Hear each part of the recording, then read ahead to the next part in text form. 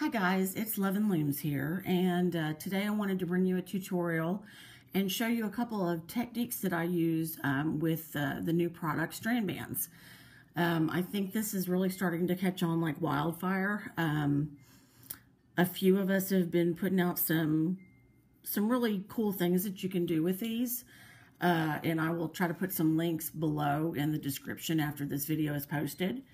But I don't have like the full kit, but here's the box that one of my sets came in. If you can see it. Anyway, like I said, I'm just going to do some tips. I don't really have my bracelets to actually show you because I sent them in for a toy show or a toy fair or whatever, so that Strand Bands can display those to show people what you can do with the products.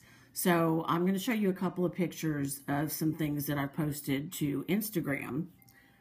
Here is one of them, and I'll sort of show you how I do this technique. And then we have another one right here. And I do want to say that I've never learned to crochet. I don't claim to be an expert at crochet, but I've just sort of played around with these and come up with my own way to crochet them. For instance, this right here is 2 strand bands that I folded in half, and I went ahead and put a big purl in it so that I can make like a loop at the end of it, and this can be the closure for it. And I'm crocheting some little pearls in it. Now, I've loaded up a few of them just so I don't have to stop and, you know, load up beads every time. So what I've done is I've put a few on the strands that I want the beads to be on. And then in order to keep those on there while I'm working around and looping things, I have tied a knot at the end. Whoops, can you see it right there? Yeah, I've tied a knot on the ends of those two so that I still have the mobility to, you know, pull the different strands and crochet, and they're not going to fall off. And so that just makes it a little bit easier if you load it up and sort of knot the end and pull up the beads as you need them. So this is what I have started so far. It's just my own funky little crochet stitch, and it's sort of the same concept that I used in the 2 bracelets that I just showed you on Instagram. So what I do is you've got your loop, and then you're going to bring from behind 2 of the strands. And then I just sort of rotate it around, and then I bring the next 2 strands from behind and pull them through like that. So I think I want to probably go ahead and have a bead. So I'm going to go ahead and pull up the bead. These 2 strands, I've got 1 strand with beads. The other 2 strands, I've got 1 strand with beads. So I'm going to go ahead and pull up a bead. And I'm going to go ahead and loop that over. Pull 2 of those loops through. And we've added a bead. Pull that behind. Bring up the next 2 loops. Pull that through. Kind of rotate it around. You're back to the 2 that we had the bead just added on. Go ahead and go through like that. And you just sort of keep going like this. It gives you a little bit of a twist. It gives you a nice, neat pattern. Let's go ahead and bring up a purl again. And so I'll do like, I don't know, maybe 3 stitches before I'll pull up a bead.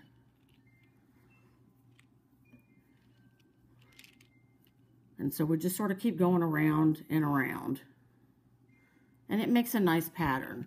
That's the basic pattern that you see in this bracelet right here. The center of it is that same pattern. So that's one of the ways that I do the various stitching. There we go. Can you see that?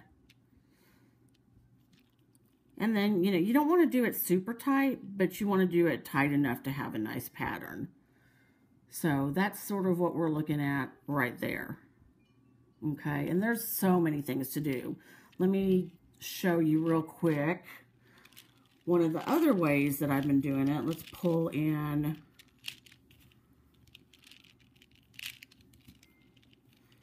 nice thing about these, if they get knotted, you're always going to be able to get that knot out, you know. You can get a really tight knot to secure things, but like if you're using them and they start getting all knotted up, it's not like a regular jewelry chain that, you know, you're probably never going to get it undone. These are fairly easy to work with to get them separated. So let's do, what have I got there? Okay, so we've got, I don't know if this is navy or black. I think it's black, but I'm having a little bit of trouble telling for sure. Okay, so, all right, we've got some navy and black. I'm going to go ahead and fold it in half. I know you can't really see everything I'm doing here. And at the halfway point, I'm going to go ahead and make a loop.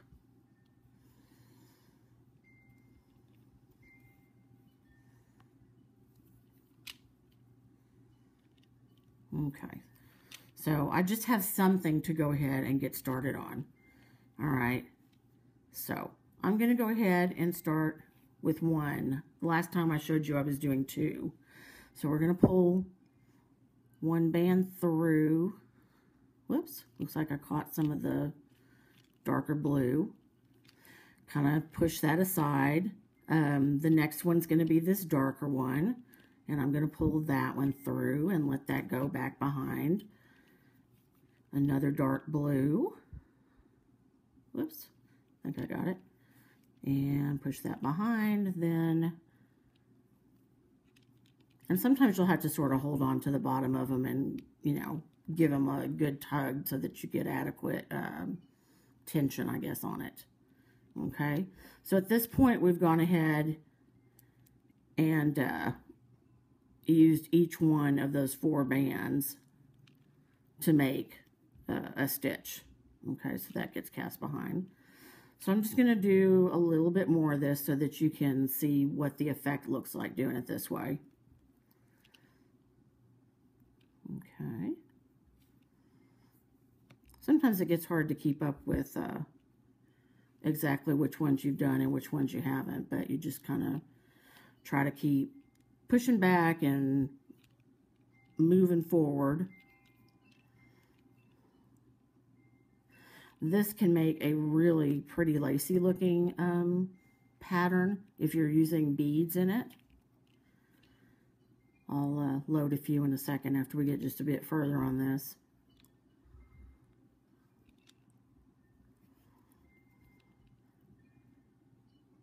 And it does get a little messy at the bottom because, you know, we're not fully pulling up the end of each strand. So I sort of have a pool of loose stuff.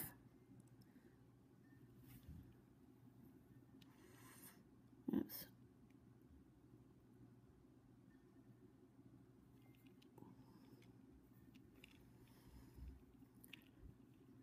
Couple more.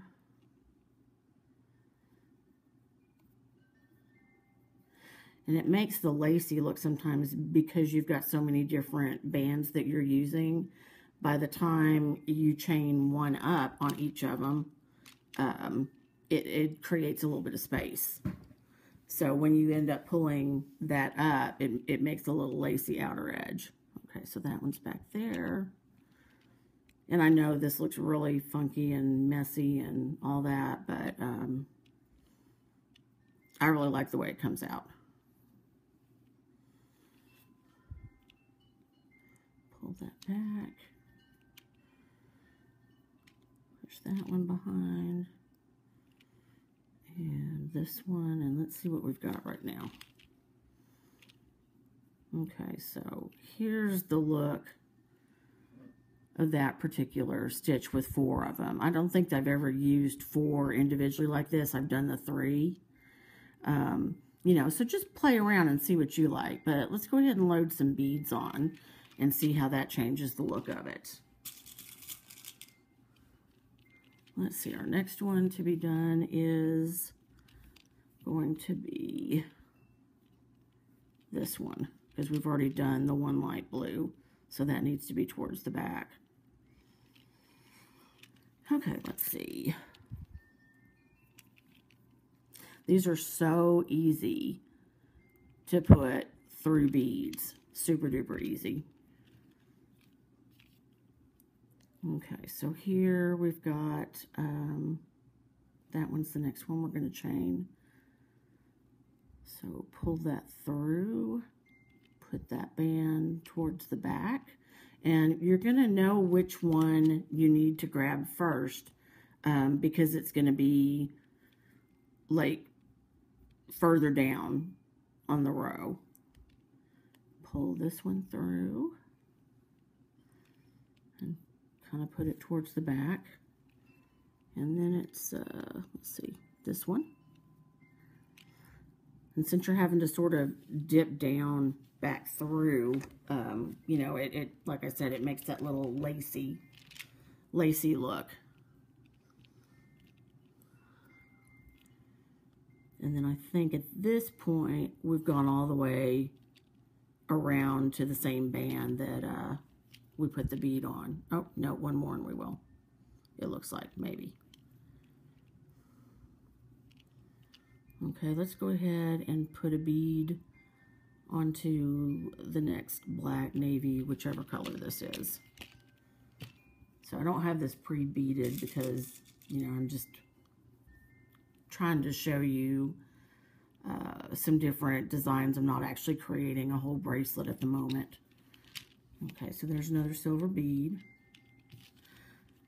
Tighten our little loop back up on our hook.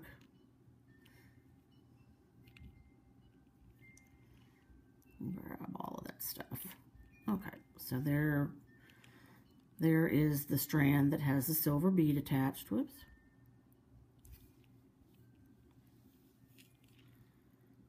Pull that through, put it behind.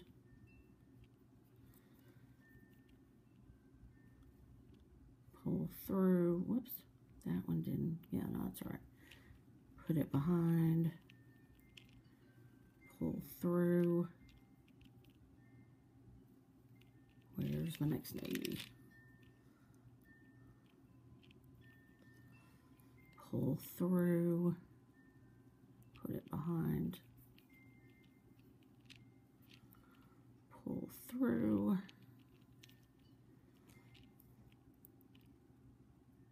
Pull through again. And another one. And let's do a couple more and then sort of see what it looks like.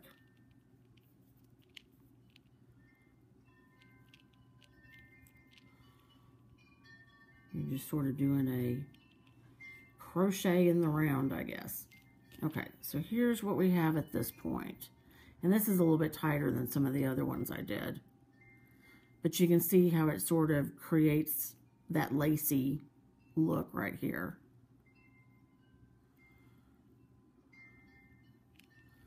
Another way I like to do it too, let me get this back right here, is to mix the single and then the double strands. So let's tighten that back up a little bit.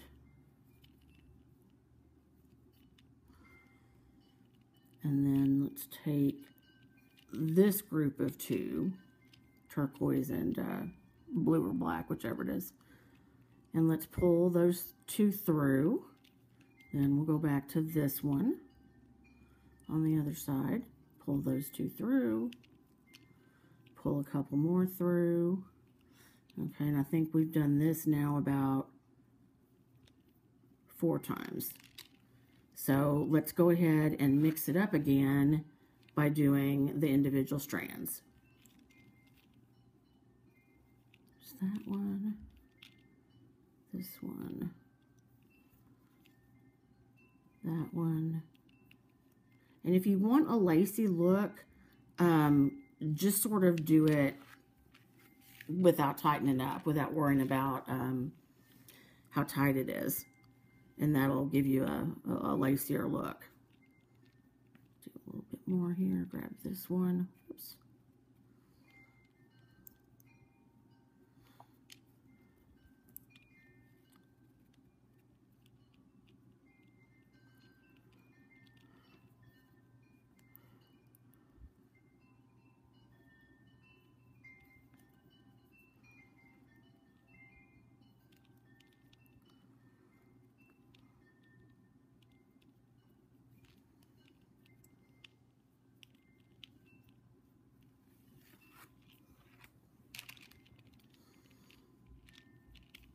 Now, tighten that loop up a little bit more.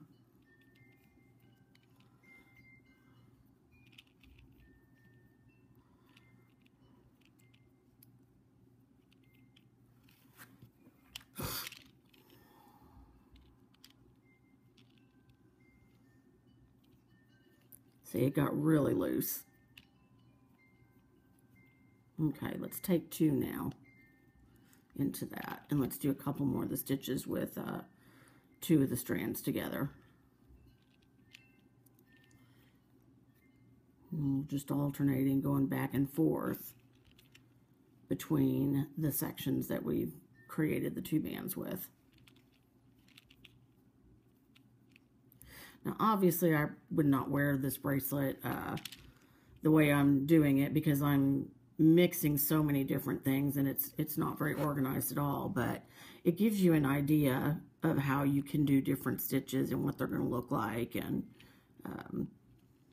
let's try to do it really loose here and see if I can't get that lacy effect that I had before on some of the other designs.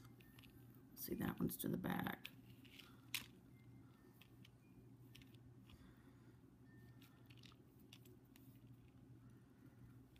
So I'm just holding it a little bit looser, not pulling it as tight when I pull everything through.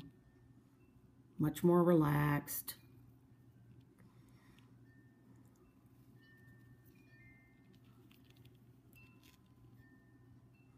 That might be a little bit too big for that little spot though. And of course, as you make this, it gets a little bit heavier, and so that puts pressure on it too.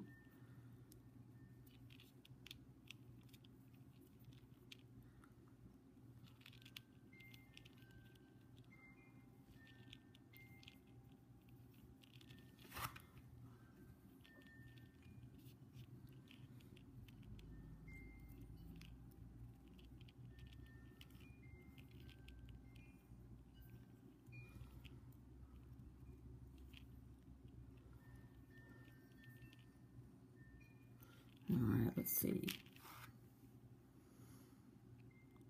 See, it's a little bit lacier.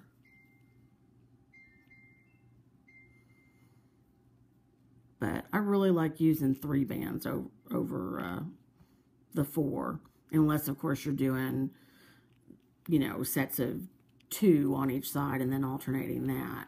But, you know, I hope this is giving you a few ideas of some different things you can do using your strand bands, some beads, and a crochet hook. And I hope that you'll give this a try. I think that it's a great product, standalone on its own for making accessories and jewelry. And I think it can be wonderfully integrated into various different loom bracelets as well. In fact, the first couple I made were sort of using the loom bands to crochet around a couple of strand bands and then tying it off at the end and tying it so, you know, it would close up that way as opposed to C-clips. So anyway, I'm going to come back at you with more rainbow loom and strand bands tutorials. And if you haven't checked out strand bands, check them out online at strandband.com. Check out your local Target. If you have Kmart in your areas, I believe that they carry them as well. And they also have a newer glitter pack, which I can't wait to get and start using. So that's it for right now. Keep on smiling and keep on looming. Bye-bye.